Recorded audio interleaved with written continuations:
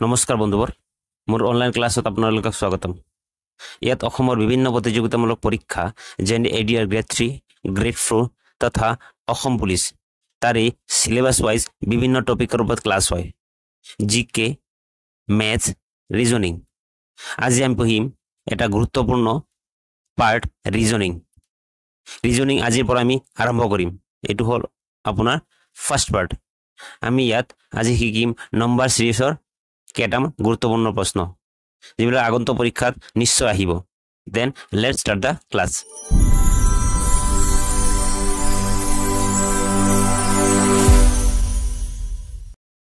প্ৰথম প্ৰশ্ন, তলত প্ৰশ্নবোধক স্থানত কি বহিব তাকে আমি বিচাৰিব লাগে।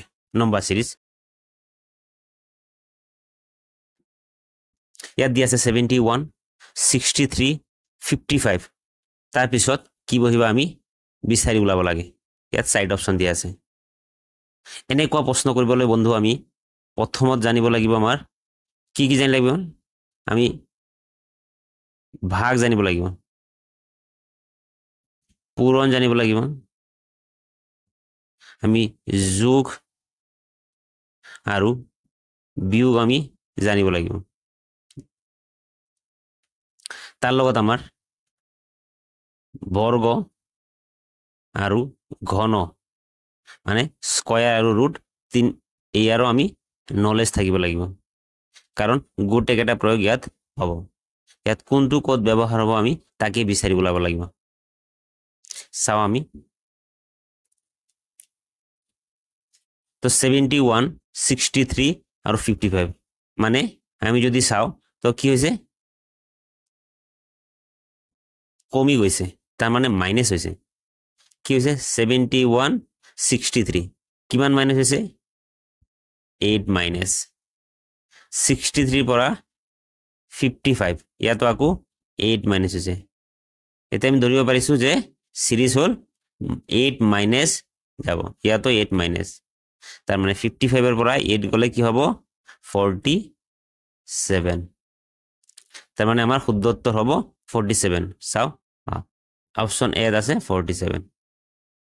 2 নম্বৰ প্ৰশ্ন, 10, 16, 25, 37 ইয়াৰ পিছত কি হ'ব?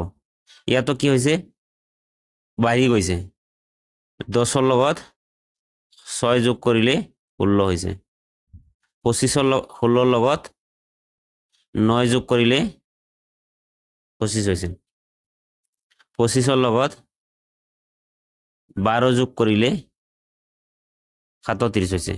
তাৰ মানে চব 3 বাঢ়ি গৈছে, 3 ইয়াতো 3 বাঢ়িছে, ইয়াত 3 বাঢ়িব মানে ইয়াত 15 হ'ব।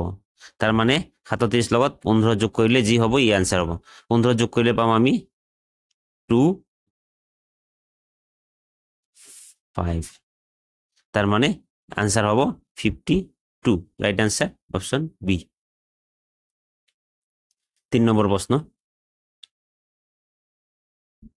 এই প্ৰশ্ন যদি আমি অলপ ভালদৰে এবাৰ চাওঁ তেতিয়া আমি গম পাম যে একো এটা কি বৰ্গ। কিহৰ বৰ্গ এইটো 13ৰ বৰ্গ, এইটো 11ৰ বৰ্গ, 7ৰ বৰ্গ, 5ৰ বৰ্গ, 3 বৰ্গ। এতিয়া বন্ধু চাওক 3, 5, 7, 11, 13 গোটেইকেইটা কি আমি যদি চাওঁ এটা মৌলিক সংখ্যা। তাৰ মানে ইয়াৰ আগৰ মৌলিক সংখ্যা কি হ'ব কি 2, 2ৰ বৰ্গ কিমান হ'ব 4। তাৰ মানে আমাৰ আনসাৰ হ'ব 4। 4 ক'ত আছে অপশ্যন? Option D.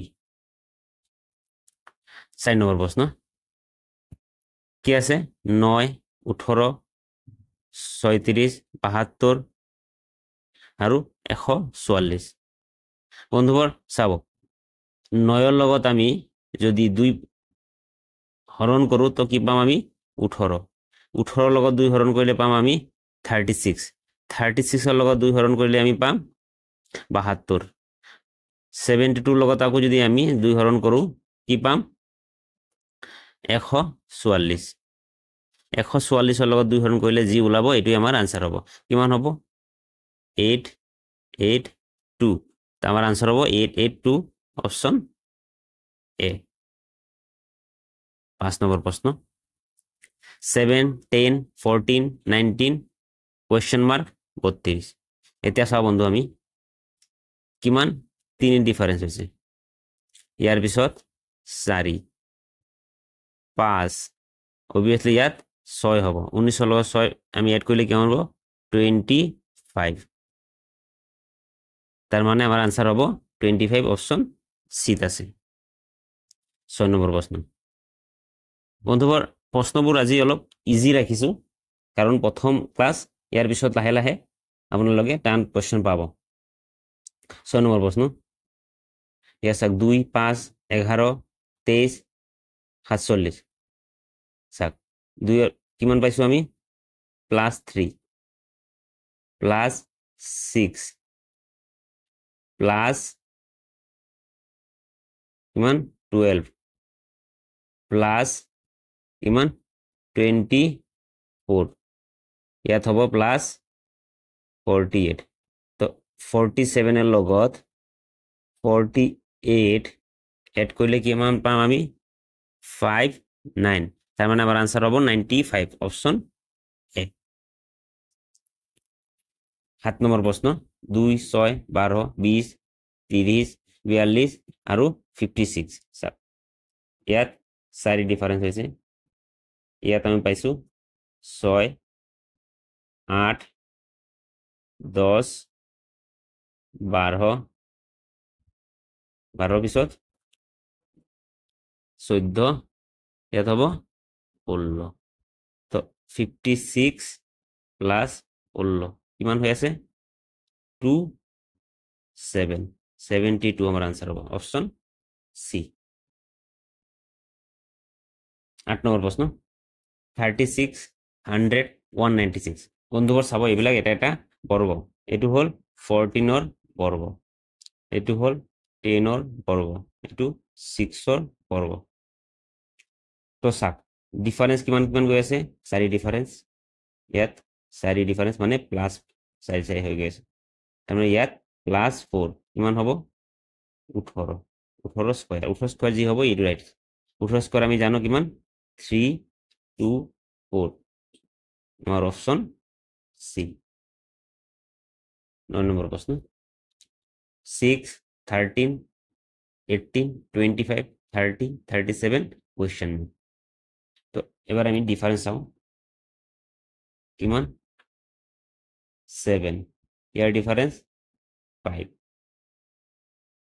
আকৌ ডিফারেন্স 7 মানে প্লাস প্লাস হৈ গৈছে প্লাস 5 প্লাস 7 তাৰ পিছত মানে হ'ব কি প্লাস 5 37 এর লগত প্লাস 5 কিমান হ'ব 37 প্লাস 5 কি হ'ব 42 কোনটো অপশন অপশন ডি আমার রাইট আজিৰ ভিডিওৰ লাস্ট প্ৰশ্ন বন্ধুবর চাব একেবারে ইজি 5 5 5 5 ইয়াত প্লাস 2 প্লাস 2 প্লাস 2 তার মানে কি হবো 13 তো আমার আনসার হবো 13 অপশন সি বন্ধুবর ভিডিওখন যদি ভাল লাগে আপোনালোকৰ বাবে হেল্পফুল হয় তেন্তে ভিডিওখন লাইক কৰিব শেয়াৰ কৰিব আৰু মোৰ চেনেল সাবস্ক্ৰাইব কৰিব ভিডিও চোৱাৰ বাবে ধন্যবাদ জয় আই অসম